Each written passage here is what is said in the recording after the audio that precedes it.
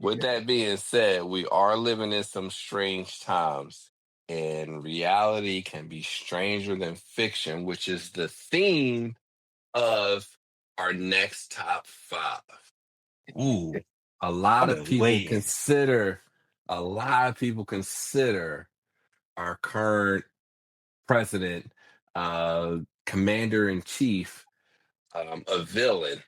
Not saying I do, not saying I don't, but a lot of people do consider him a villain. So, with that, our top five this week is our top five fictional villains from TV, movies, wherever. I'm excited about this one. I want to see where y'all go. I want to see if there's any overlap. I think if one. At least one, if we all watched one specific series, I think it's one overlap at least I can count on. Let's go. I'm going to start with James. Okay. All right. So I love the villain. All right. Top five villains. Let's go. Top five villains. No particular order because I don't want to shade any villain. But number one on my list is Darth Vader. All right. So one of, and shout out to James Earl Jones voicing Darth Vader. The GOAT.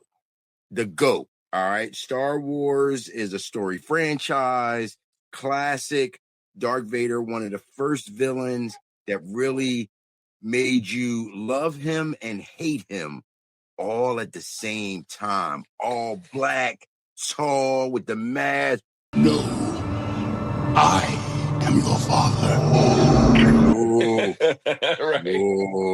All right. So Darth Vader, definitely. All right. And I had Darth Vader as a toy. And I even had the Darth Vader head paws that you opened up and you could put the yeah. I remember that. I had that. Yeah. All right. I'm going to save the one that we all probably got to the bottom. All right. The Joker. I think every variation. Oh, every variation. Yeah, I think every variation of the Joker. At first, when I first thought of Joker, I thought of Heath Ledger, right? He might be my favorite Joker, but not by much because I think Jack Nicholson did a great job for what he was trying to portray as the Joker.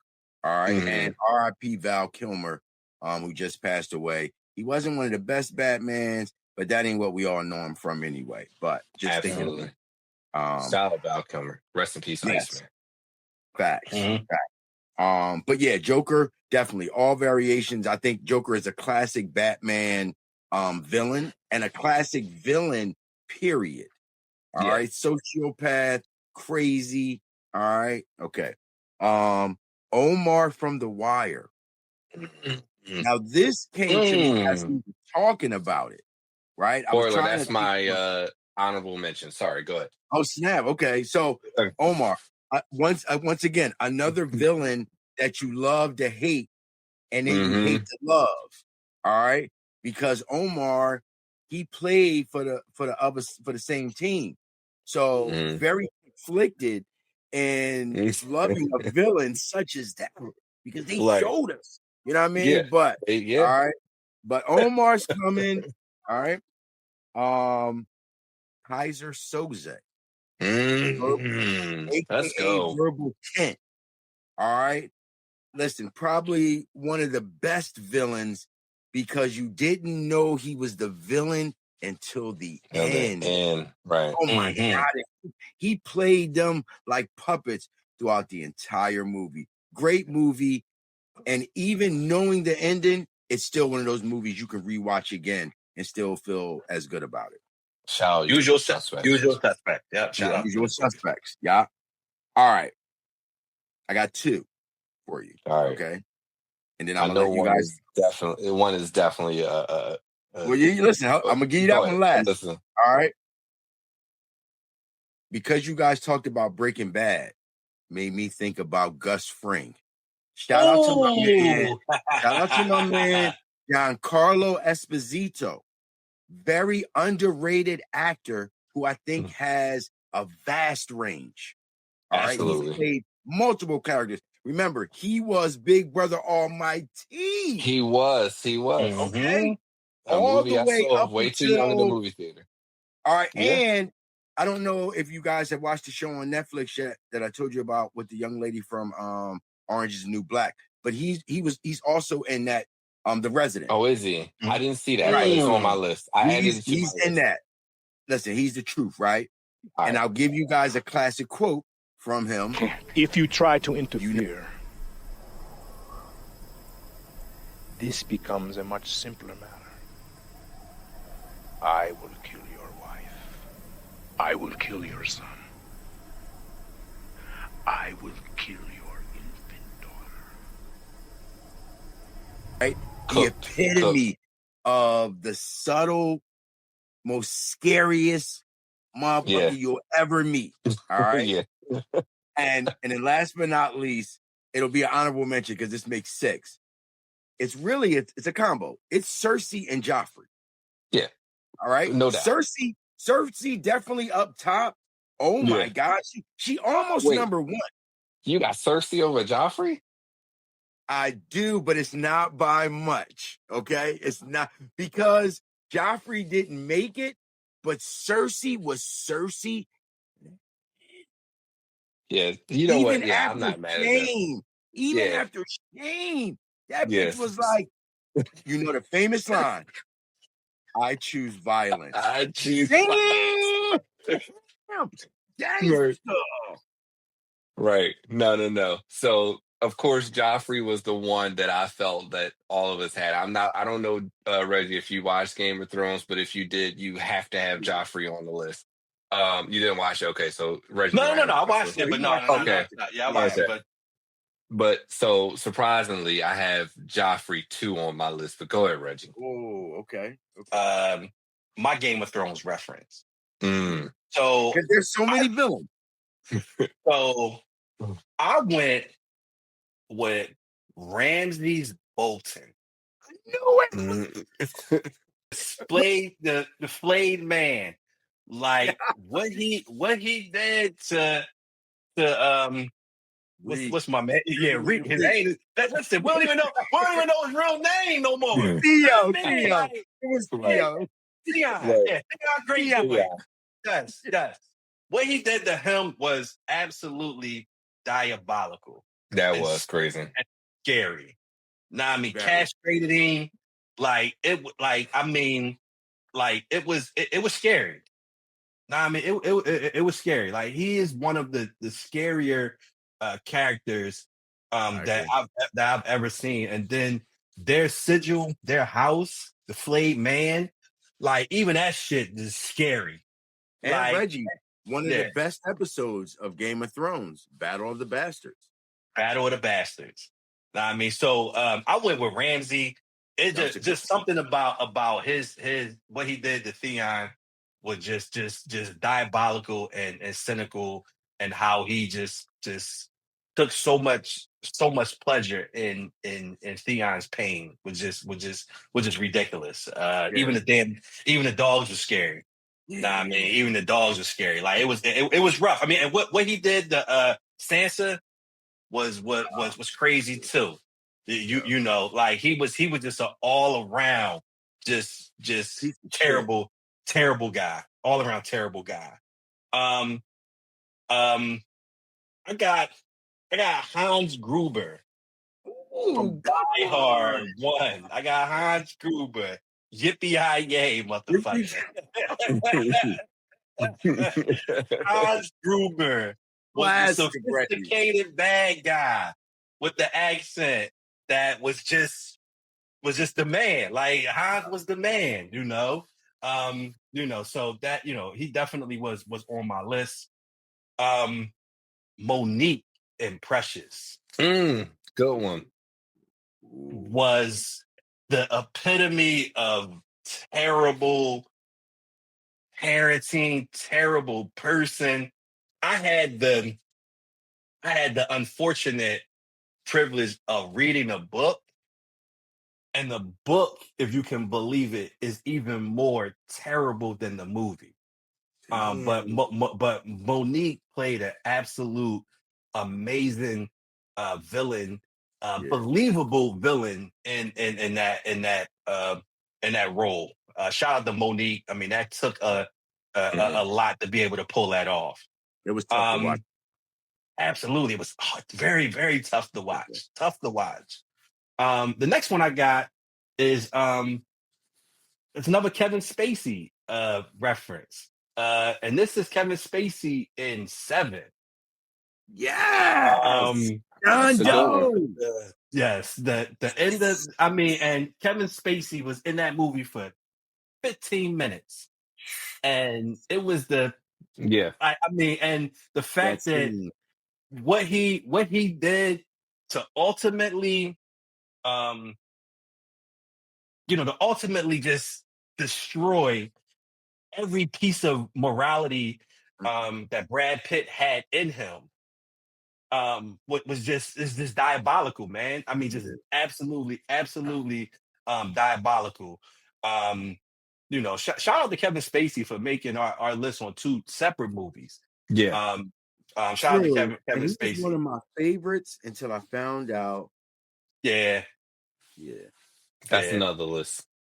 Yeah, that's another list. Yeah. So I got 2 honorable mentions, right? My first honorable mention is Sho'nuff from The Last Dragon. Shout out to him. R.I.P. to him.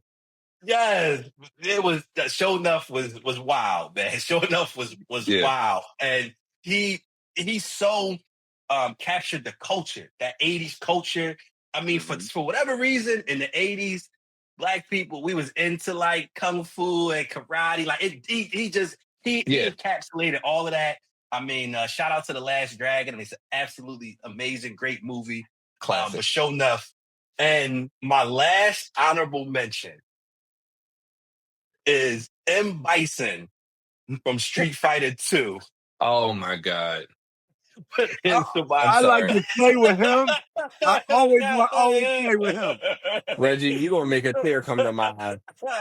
M. Bison, but the guy the one from Street Fighter 2. Not Listen, that you can play. Not you can play with. Oh, Street Fighter 2. Yeah, Street Fighter 2, the arcade. Like M. Bison. You wanted to get the M. Bison.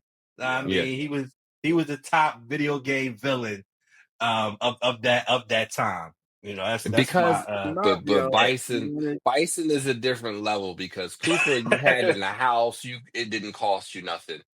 I feel like I have spent no short of $1.5 million on Street Fighter in quarters. I'm telling you, I played that game relentlessly at the corner store around the corner from my house and spent tons of money. I'll challenge anybody. I'm the GOAT. I don't care.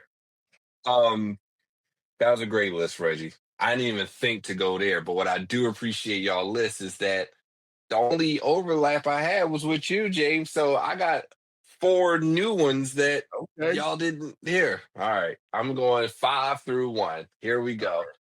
I have never been shy about hiding my love for this movie. And number 5 on the list, Waingro. You got my man Neil killed. Waingro was an asshole. You didn't have to get it on. You didn't have to, bro. You didn't have to. Waingro. Is that Waingro part? Is that his fault? Yeah, I had to get it on. You didn't have to, bro. You was wilding. Number 4. My favorite movie trilogy, not even trilogy, my favorite movie series of all time, surprisingly, Toy Story. Sid Phillips, quote unquote, from Mr. Potato Head, that ain't no happy child. Why did they do that? Why did they have him as a character? He was wilding. Sid Phillips from Toy Story is definitely a villain. I don't care what you say. Argue with your mamas. I don't care. Number 3, the motherfucking Gooch from Diff'rent Strokes. The invisible bully. Invisible bully, like the Gooch disappear, vamoose, you whack to me. He was wilding. Why Arnold had to fight the Gooch? That's next level right there, brother. God damn it. Gooch. Although a name like the Gooch doesn't translate well in 2025. Not at all. I mean, well, it depends. Never mind. We'll get to that. When we start a Patreon, that'll be the first topic. We're going to talk about the Gooch and the multiple. You know what I mean? We're going to talk about the Gooch. Yeah, we're going when we start our Patreon. Number 2, I already told y'all, King Joffrey. I have never wanted a nigga to die so much in the show. He was wilding. Game of Thrones, King Joffrey, if y'all watched it, I don't even need to explain it. Y'all saw it. Yeah. And number 1, for me, there could never be a number 1 a villain that tops it. I had actual real life nightmares about this villain because at the age I saw this, at the you don't. At the age at the age I saw this movie, it was like, could this happen? Is this real? Like, this guy was so insane in this movie that I had actual real nightmares. And who I'm talking about is from Terminator 2, T-1000. T1. That, if y'all never saw that movie, T-1000 was the impossible motherfucker to kill. Scariest shit. The shit he was pulling off, getting away with. How he could just be a chameleon and change his voice and his body and just be liquid. This, for me, is the top villain of all time. In my 40 plus years of living, that's our top 5 this week. T-1000 for me, number 1. I'm not bad. Thank you for watching this video. Please remember to like, subscribe, and hit that notification bell.